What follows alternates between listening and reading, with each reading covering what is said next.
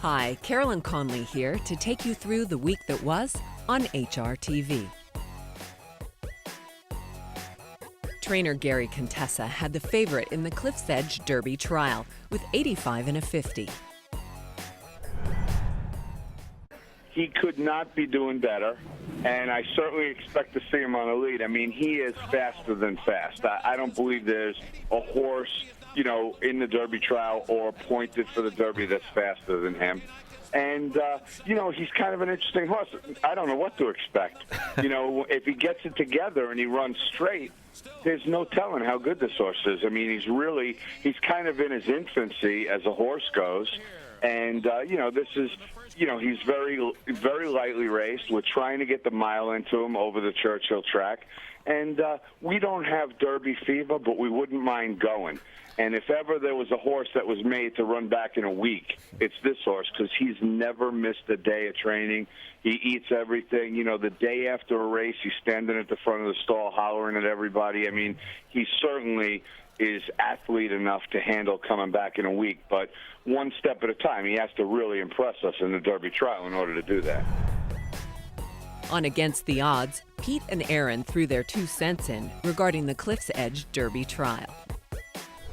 The Derby Trial, it will be the last chance to make the money. 3 of them can go. Do you think it's the 3, or do we go elsewhere? No, you know what? Charlie's on the right track with Miners Reserve. Trip is going to matter, and Nick Zito, one of the best off a bad effort, bringing a horse back to win. Miners Reserve is underneath for me.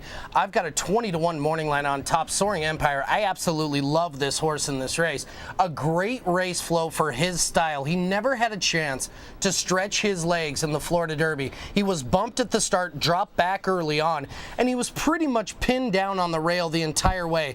At the top of the stretch, he's going to be in a little bit tight there, and for a horse for the first time going this far to be stopped like that, really got to think that he's got a much better chance with a better race flow on Saturday, and it's a 1-turn 1 mile. It should be right in his wheelhouse. I liked his style winning an entry-level allowance race, and note his 2-year-old form. Soaring Empire at 20-1 on the morning line was 3rd in a grade 3 on this track. Big chance at a big price. Soaring Empire, Cam Gambelotti. All right, now I know Charlie wasn't too thrilled with the outside, but I'm going to go with 85 and a 50. I think this horse draws the outside position. I don't think they have to be on the lead. I think they can track. It's a perfect spot for this one. The works say ready, and I just love it. I've always been an East Coast guy trapped in a West Coast body, and I love when Gary Contessa talks. I do listen. If I go for a price one, game on, dude. I know this horse has no earnings, no shot, but I like the work over Churchill. I think this horse has got a big shot. I don't like the rail going a 1-turn mile, and Churchill may be up against it. With 4 horses on the bubble for the Derby, all eyes turn to the Cliff's Edge Derby Trial on Saturday. It is a perfect afternoon right now, Kate, and as we stand out here in the paddock about an hour and 10 minutes away from opening day at Churchill Downs, which of course is Derby Trial Day, not to be lost in the mix. A couple of horses like Carolyn and Gary were talking about could potentially go towards the Kentucky Derby with big performances, but we've got 2 defections, got some early scratches in that feature. Yeah, Soaring Empire as well as Privileged are scratched from the Derby Trial, and Scott, you wouldn't have thought it was going to be perfect weather conditions if you were here just a few hours ago. A lot of rain early on, and in fact, they're calling for some more. Also, some other news. Blind Luck, her flight was delayed coming from California. Setsuko also on that flight, as is Chocolate Candy. The weather is causing the delay. Supposed to be here this afternoon, but will show up at 7:30 this evening, and that's really when the heavy weather is supposed to hit as far as the weekend is concerned. Yeah, I think it put the trainers of some of the Derby and Oaks hopefuls in a real precarious position in terms of deciding, do you work this morning in the midst of the rain and the slop? Do you wait it out for tomorrow? I think most opted to go for today, but still a few key works to be seen tomorrow, and the weather's going to play a real role. And that's Aconite, 3 furlongs to go in the 86 Derby Trial, and it's 85 and a 50 who's out in front, skimming the rail, the inside barrel. Hurricane Ike lays it down to 85 and a 50 to the inside. Game on Dude, sweeping wide. Aconite comes on from the back of the pack and is a danger to them all against the rail. Hurricane Ike goes for glory. He's out in front by 2 lengths now. Aconite down the outside, setting sail, and now takes dead aim on Hurricane Ike. They've got a 16 to go. Hurricane Ike repelling Aconite as they race up towards the line. Calvin Burrell's first win in the Derby Trial. 5 on the day for Burrell. Hurricane Ike takes the Cliff's Edge Derby Trial.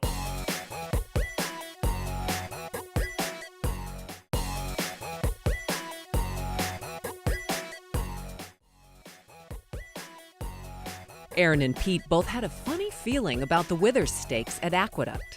You got to ask yourself, is this going to be a replay of the Swale? Is this one-turn mile going to help DeFunnybone? Is DeFunnybone in his 2 dominating New York wins going to return that form for DeFunnybone?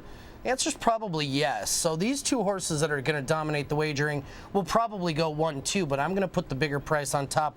IB Boye, it's kind of a good homecoming for the New York bred and was able to close ground against DeFunnybone at Gulfstream Park in his last 2, getting closer each and every time.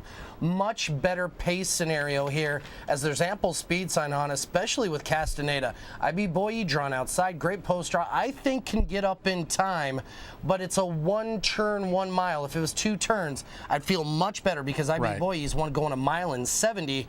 DeFunnybone hasn't one going further than 7 furlongs. DeFunnybone does get first run on IB Boye. Those 2 really were going to dominate this race. Yeah, I mean, there's plenty of speed in this race. I absolutely agree with you. It is going to be a horse that gets first run on the group, and unfortunately at 1-2, I think it's going to be a lot less. DeFunnybone, I cannot get away from. With the heavy favorite in DeFunnybone in the Withers Stakes, the question was, could he get the 1-mile distance? Spangled Star, and they're at the top of the stretch. And 3/4, winning 107-2. Castaneda on the outside, IB Boye. In between horses, DeFunnybone. It's IB Boye with the lead. And here comes a fleet again, charging on the outside. IB Boye in front. Here's a fleet again, and IB Boye. They come down to the line, and a fleet again has upset the field in the Withers. 24-1 shot. A fleet again wins. IB Boye was second, and Spangled Star finished third. Trainer Carla Gaines had the morning line favorite in the San Francisco Mile with Red Sun. Who you have entered up north at Golden Gate Fields. Take us back through his Santa Anita campaign, and how's he doing going into Golden Gate? He's doing very, very well. You know, there were a lot of, we entered him in a few spots and scratched him, and basically the owner, Harris Farms, has another hereditary colt actually, who has also been very successful this year. And they're very similar in style, and so yeah, we ended up just running down the hill more often than I'd probably wanted to. But he's very proficient at the down the hill course, but I've been dying to run him a mile again. Mm-hmm. And so we just decided to go for the San Francisco Mile, as John says, because his daddy won it. No. Hereditary. Yeah. And the Campari was the horse Marty Jones I know you were referring to. But you're trying Stakes Company for the first time. He seems like he's ripped through his conditions. Is he ready now to take that step? Let's hope so. We're going to find out. Trainer Mike Mikowski spoke with Zoe and John about Kelly Leak's chances in the San Francisco Mile. Well, joining us now is the trainer of Kelly Leak, Mike Mikowski. Mike, how are you today? Good, John. How you doing? Very good. Now, you've got Kelly Leak tomorrow in the Grade 2 San Francisco Mile. This will be his second start of the year. Tell us how you feel about Kelly Leak going into that race tomorrow. He's doing really well. I think he's done one of his better races or his best race tomorrow. He's just giving us all the signs, and from his freshman location we gave him, he come back and he looks to be like a bigger and stronger horse. And his last race should set up well for him. Now, the last race was down the hill, Mike, and he appeared to be just a little lost. We were expecting him to be a little bit closer than he was. What are your thoughts on his run in the last race?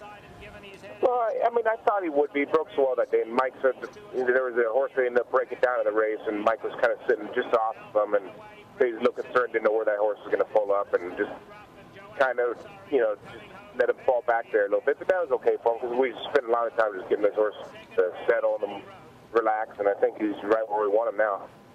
You know, Mike, when I look at that race wasn't bad at all because you were coming on late. The winner of that race, Mr. Gruff, he is Mr. Tough. He came back and won the San Simeon down the hill, and he ran like a monster in both of those hillside races. So that was actually a pretty darn good comeback for you.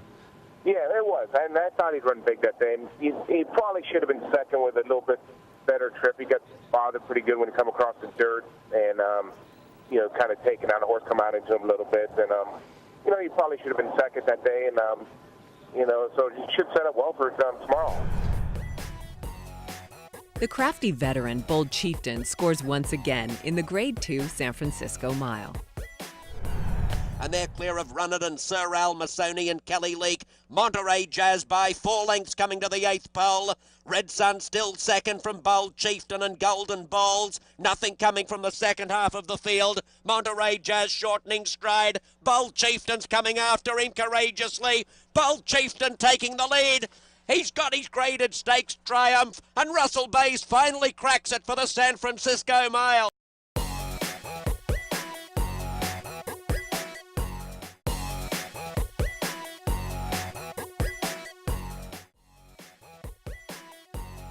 Trainer Brett Calhoun talks about Euro Ears' steady road to recovery and return to the track.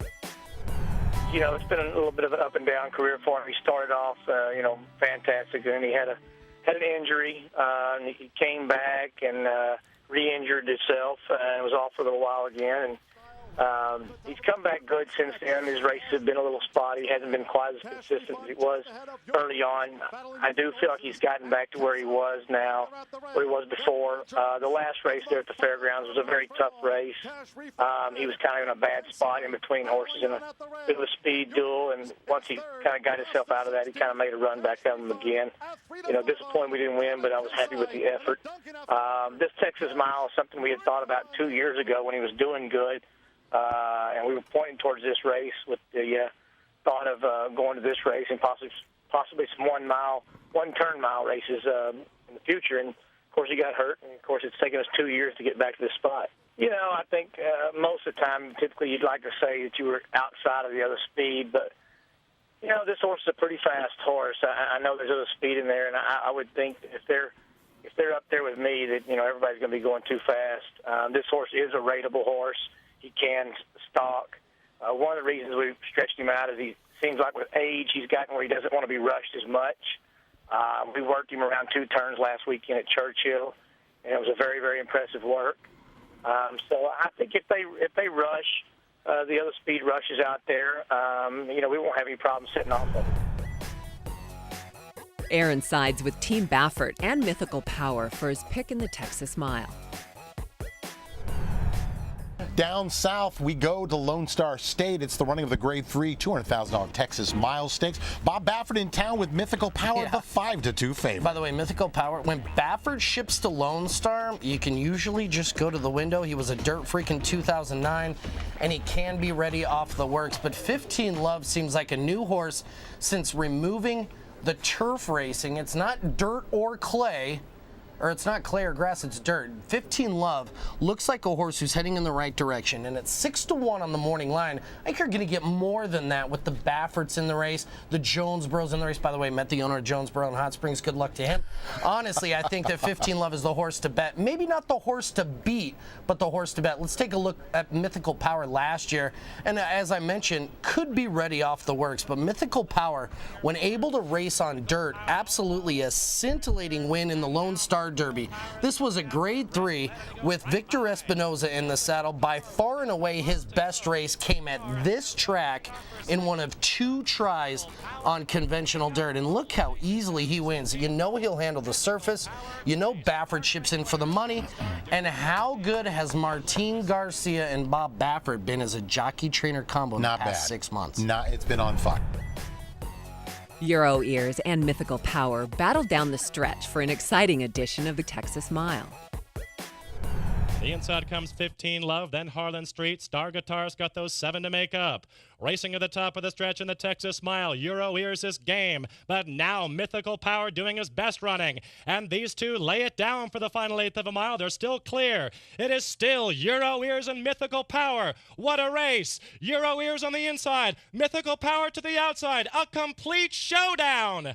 Mythical Power beats Euro Ears by a neck in the Texas Mile, and 15 Love finished third.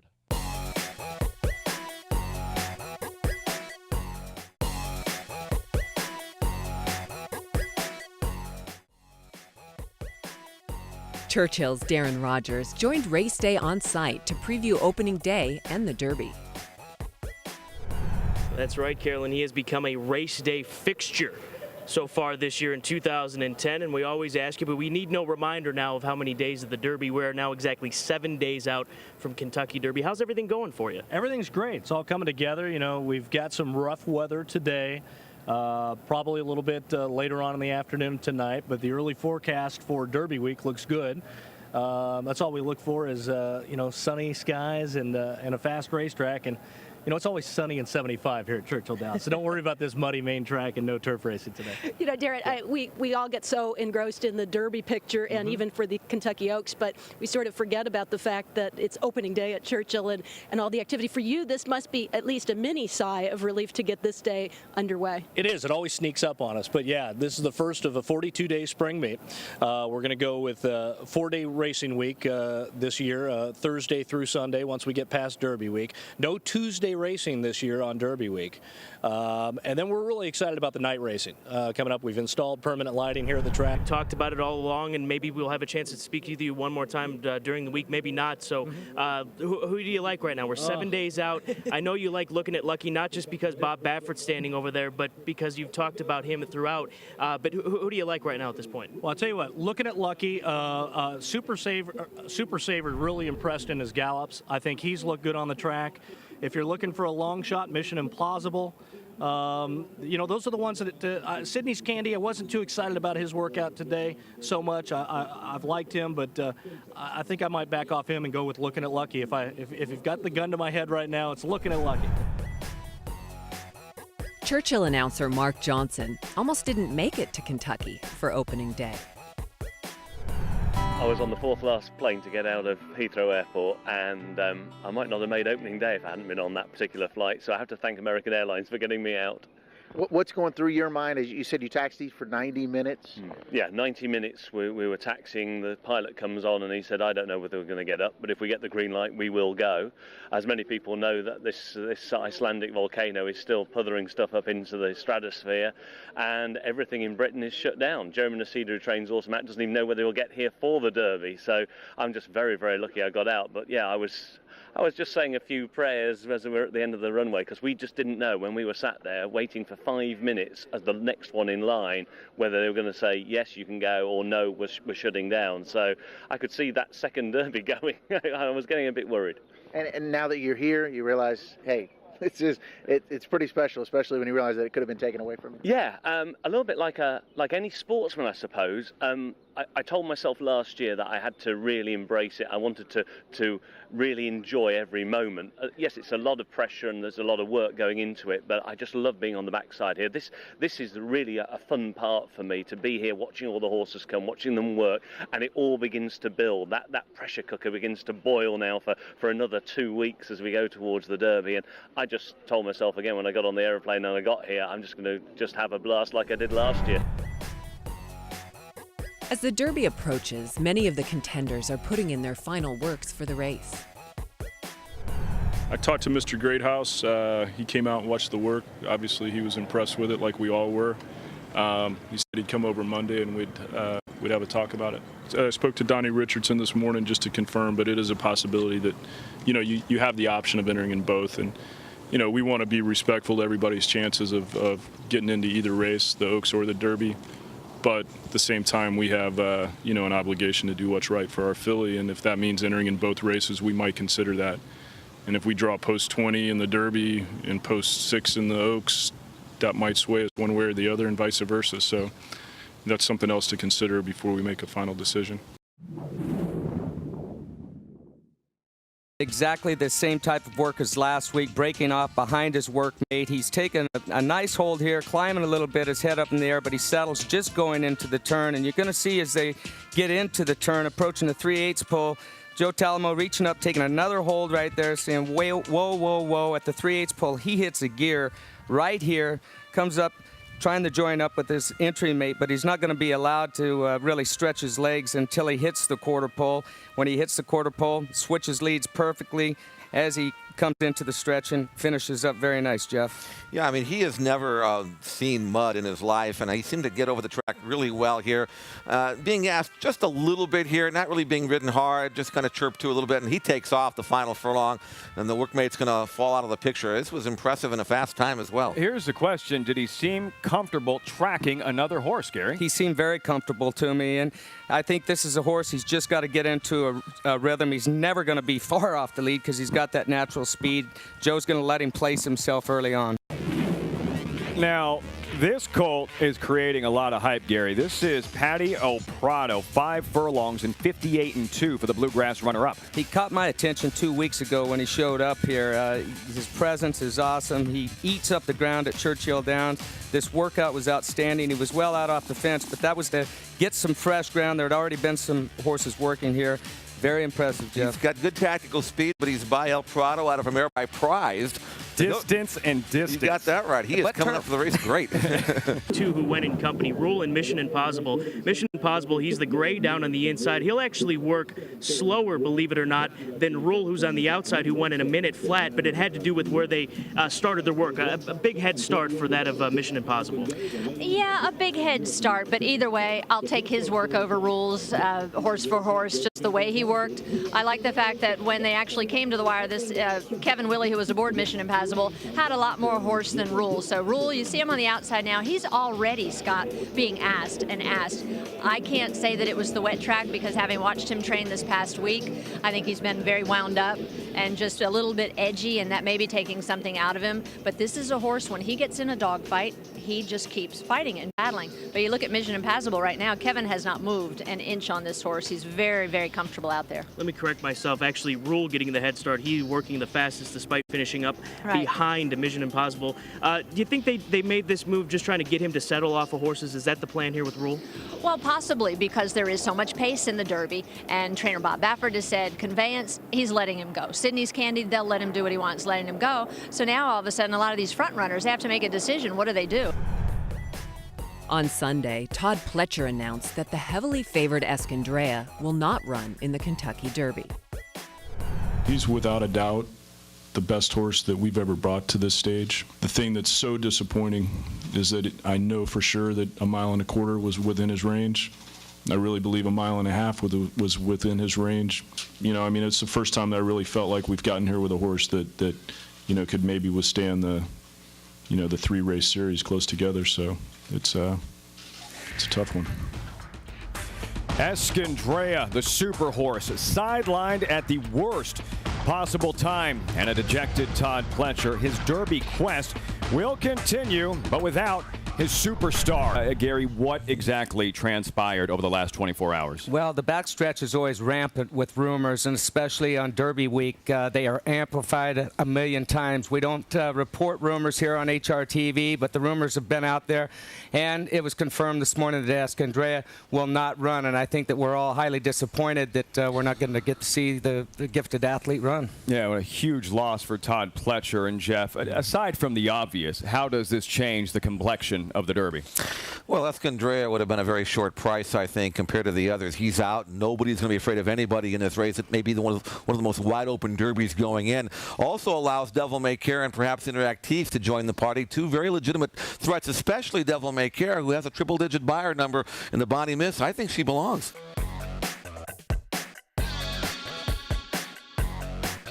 That's all for this week on HRTV. Here's a look at what's coming up next week.